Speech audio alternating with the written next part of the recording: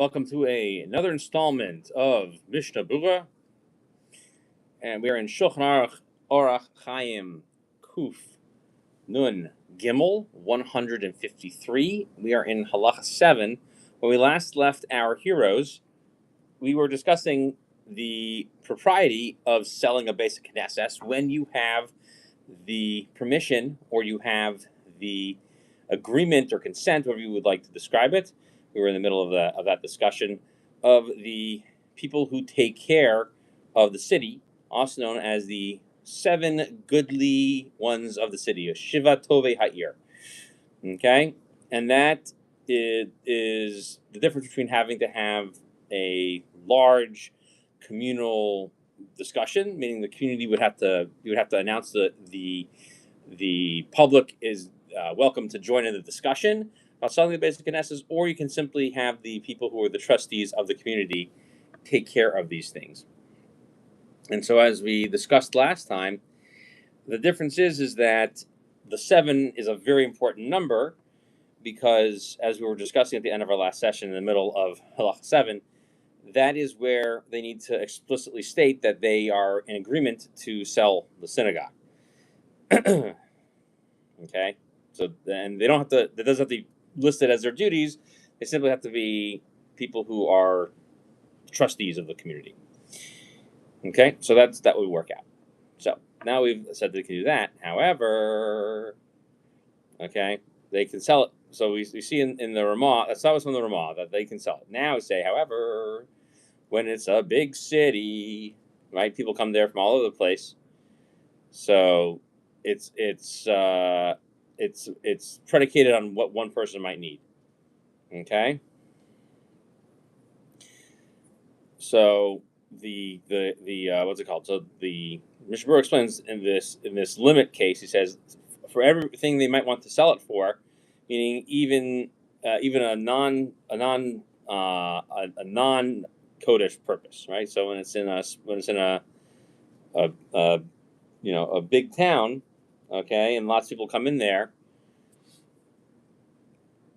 so it has to be even one person can go ahead and make that decision without having to have the Shiva Tovei Ha'ir.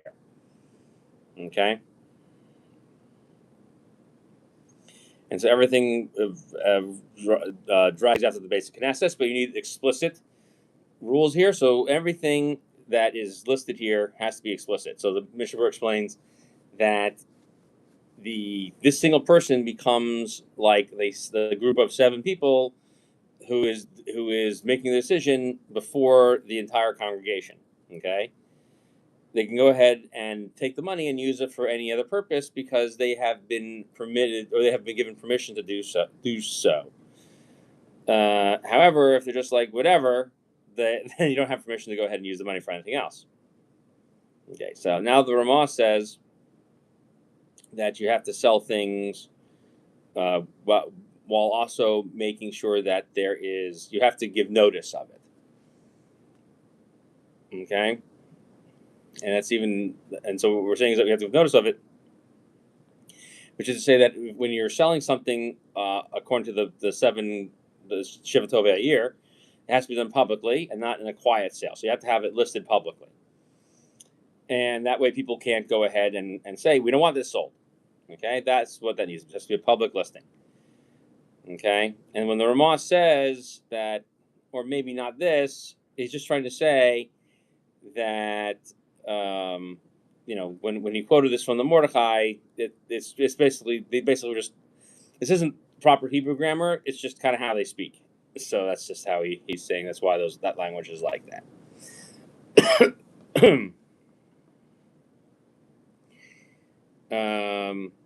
So we're saying that a single person go ahead and sell it, even if it's coming from public money, because people are coming out from all over the place. So people, people who are coming in and out, you need to be worried about those people.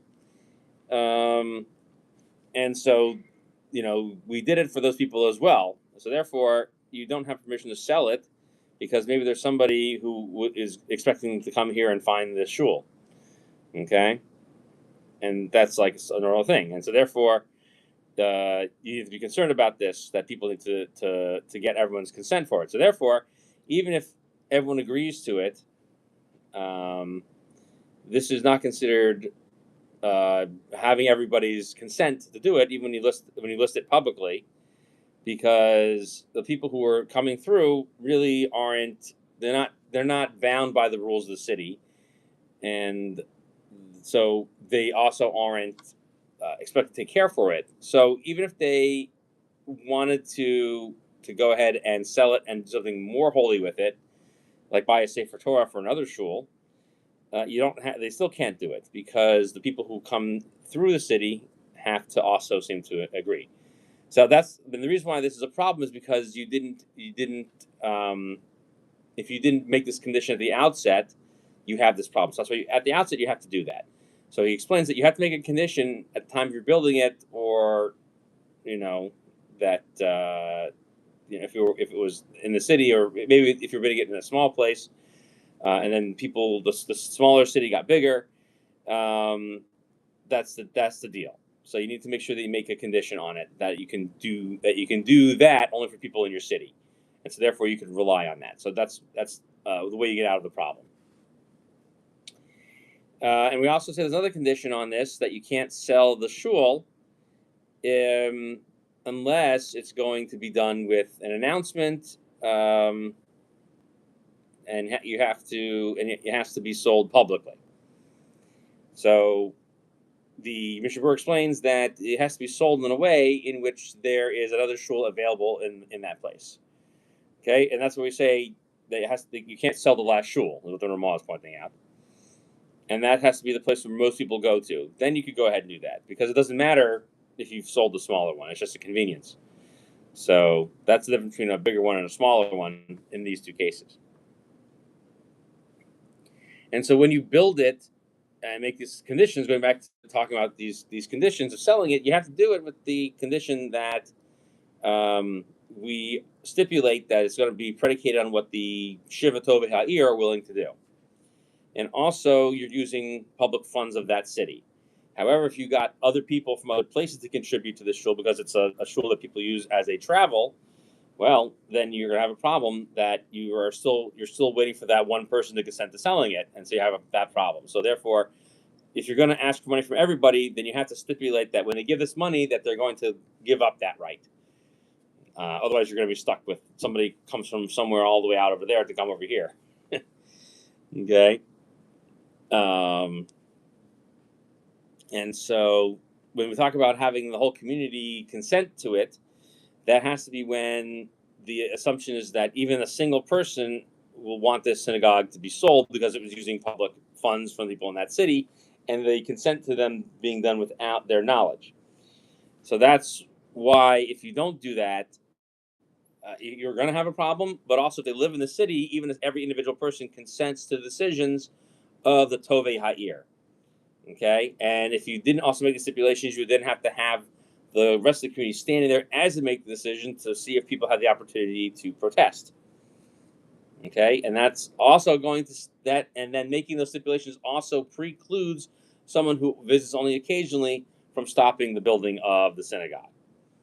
Okay, so those are all important, and this it goes into more detail in the Biur Halacha, but we're not going to go into that great in depth. And so we also said this applies to everything that is holy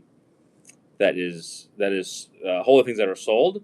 So like selling the bima, the Torah covers, okay, and everything we mentioned Sif Bays, that's like the shul itself. And so when you want to go ahead and transfer that object and buy something else into it, we're talking about in the large city, because you're going to have other ones to take their place. And that has to be done on the assumption that those things were being sold with the consent of the Tovei Ha'ir. And that's why everything basically follows the basic Knesset, like the Mechaber says. And that's why also selling things like the courtyards and the mikvah, that those rules will apply to it the same way. The changing it out is going to require having people who are trustees of the city. That you can't either sell them or close them or prevent people from going to them, or even visitors from using them. Okay, nonetheless, the kedusha, the holiness, is the same as the shul. So when we say that the Shevatov Ha'ir are required to make their proclamations and decisions publicly, b'mayvet anshe ha'ir, you could then go ahead and use public money to invest in something that's not for kedusha purposes. It doesn't have to necessarily be for another synagogue, but it could be things that could be functioning inside the synagogue that we already said are lower kedusha. So even though the rules are the same, if you have other needs that need to be met, and you've met these conditions for using the money for non-kedusha properties and exclude all the issues we brought up in Seif Aleph, then you could go ahead and do that. Okay, so there is one difference, that some things are only meant to be used with the holy things, and some things themselves are holy things. So when you sell something with a Shevet Tovei Ha'ir, okay, and you're selling them in the big cities, they themselves stay as holy things, and the holy thing of the person who buys them has to be treated that way, and they themselves don't become, secular books or things like that. So the exception would be that when you sell the shul and the things that are used in it, like the chairs and so on, those are going to be discussed later on in Sif Tes. Okay, and then we'll look at Sif Yud and others, and then off on Kuf Nun Daled, we go through more of situations like this as well. Okay, and so therefore everything in the shul, the benches, the curtains.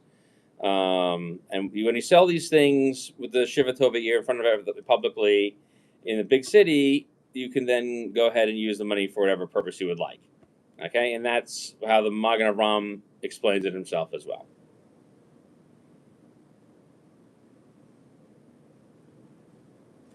We also mentioned they have to have another shul, and it has to be big enough to house everybody in it, according to the Magen Avraham over here.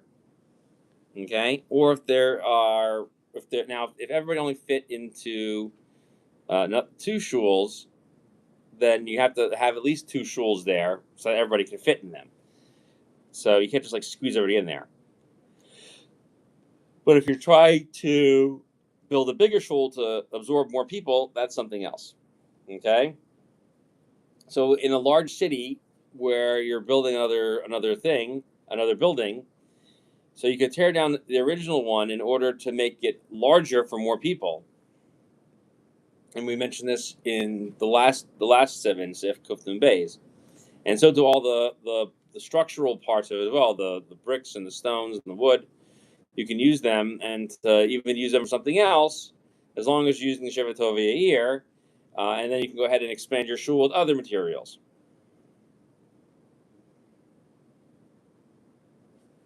Okay. Let's see. They said another thing they mentioned over here. Let's see. Let's move on to the next halacha over here. Okay, we're going to go into... So that is 7. Now we're going to go into 8. All right. 8. You build a building, okay? And afterwards, you decide to turn it into a shul. Okay, so you build a house, and then you're like, you know what? This should be a shul. It's now a shul. But it's not a shul until you actually pray in it. And it's even if you build it on the purpose of being a shul, you have to also daven there with the purpose of being a shul. Okay, and even people who come in there who are just passing through, even just for a moment, since now we're saying it's a shul, it's meant for this, and it was used for that, then that's the rule to take off. But if you make the condition it's only a temporary shul, that would also work as well. So what does that mean? That it's like a shul and it can be a temporary shul? So the first half, when we say it's like a shul, we're saying that even though at the beginning you're using it for a regular house, and now it's going to become a shul, okay?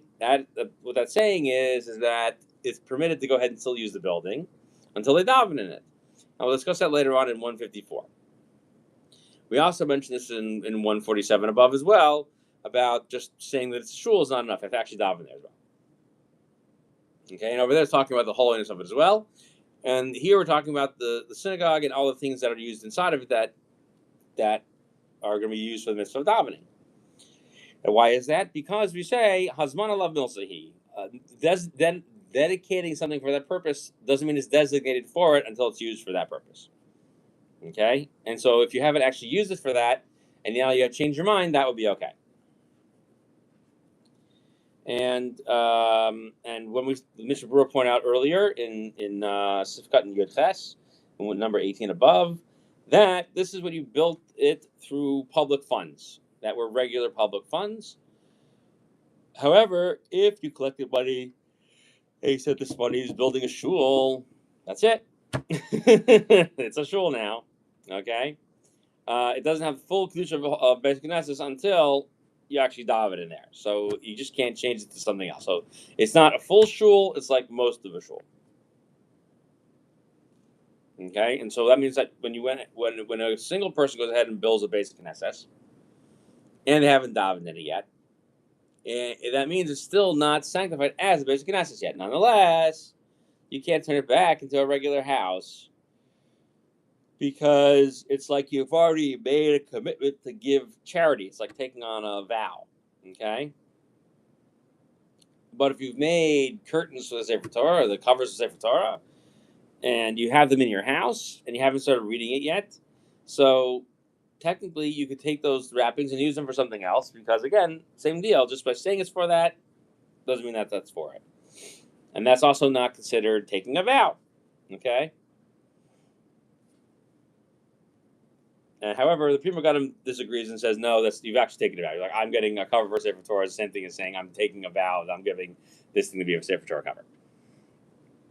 And we're saying this is even going to apply even if you built it, which means that you did the Maisa, which is I built this for being a shul. It's not considered your standard. It's not considered just making a statement that's going to be used as a shul. It's like a little bit more. Okay. Now, if you have a building that you're going to designate for this purpose, which is to say that this is a little bit better than your standard hazmana, your standard appointment for making it a shul, because you still have to go ahead and pray in it. But you've stated clearly that you're getting a minyan together for it. And we've said this all above, actually, in Siman Membeis. When we thought we actually didn't learn this together because it's in Laws of Tefillin. But in Laws of Tefillin, that if you take a bag to use it for a tefillin bag, then it's got to be used as a tefillin bag forever. Okay? And you can't use it as a money bag. That's the same thing too. If I have a house, and I'm saying this house is going to be the shul, and then you go ahead and knob in there, you have to say it's going to be temporary, otherwise it's going to be permanent. Okay? And so then you can say it's only here for as long as the event lasts, or as long as this gathering lasts. All right, so that's fine. And then afterwards, after the holiday is over or whatever it is, they can go ahead and sit and eat there, but also be fine. Okay, so the wrong way to do it is to say I am making this into a temporary synagogue, which is to say that whenever there's going to be a holiday of some kind, then that's considered making it into a shul, and it's going to be stuck as a shul forever. Okay, and at least during those time periods, and therefore during that time period, so like every year for Sukkot and Pesach and Shavuos, you can't use it for anything else other than as a shul. But just saying that, hey, I'm going to use this temporary as a shul, that's not considered making it into a shul, and that's what we're arguing in this case. And so therefore, we learned already previously about what kind of statements you have to make for the conditions to work at the end of Kuf Nun Aleph. Okay, which is 151. Let's see here, number 9. Okay, when people in a big town, okay, sorry, it was a kfar, not a kikar, not a krach. People in a small town, and they want to sell it. They can sell it permanently, and the purchaser can do with the property as he sees fit, but he can't turn it into a bathhouse or a tannery or a mikvah, okay, or a bathroom. And if the people who are the Anshe Tov V'Ya'ir, who do it, so make a public sale, then that would be fine. Okay, so question is, so how is this? What is the chiddush of this law over here? So if the people who do it, so if the people of the city do it, then the Mishnah points out that even people in a big city could do it that way, as long as they said this one guy can be in charge of it. Okay, and they're also saying that it's going to be a permanent sale because everyone agreed that they were allowed to go ahead and do that. But you can't use it for these 4 places that we mentioned because these 4 places are kind of gross. And so therefore, you can't make a shul into a gross place. And that's even if the building has fallen down and it's just or been burned down and it's just, it's just the ruins of the place. You still can't use it for a non-holy purpose. And you also can't, seed it and turn it into a garden. But we're saying if you go ahead and have the Shiva Tovia year do the sale, the Kedusha goes away because that was a condition you made at the outset.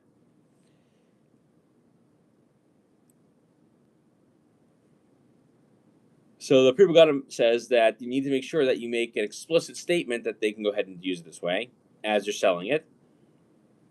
And you're giving permission to the seller to go ahead and do that. So even though we kind of assume that that's the case, then he's saying that you need to make sure that it's explicit. So then the purchaser is allowed to go ahead and use it as he sees fit. And that's also true if the Sheva Tove Ha'ir, the people the people who are selling it publicly, are go ahead take the money and use it for whatever they want as well, just like we said in the previous halacha. Okay. So the Mishna Berurah, however, says that in the Biur Halacha, he explains that using it for anything, including as a bathroom, when you use the Sheva Tov year, he says that is not correct. That doesn't seem to be an accurate statement of facts. Okay. We will hold it here. We'll come back next time to pick up with number 10 because these are kind of long. So I thank you for joining, and we will see you all next time when we continue discussing selling a synagogue and how to use the proceeds from that sale. Thanks so much for coming.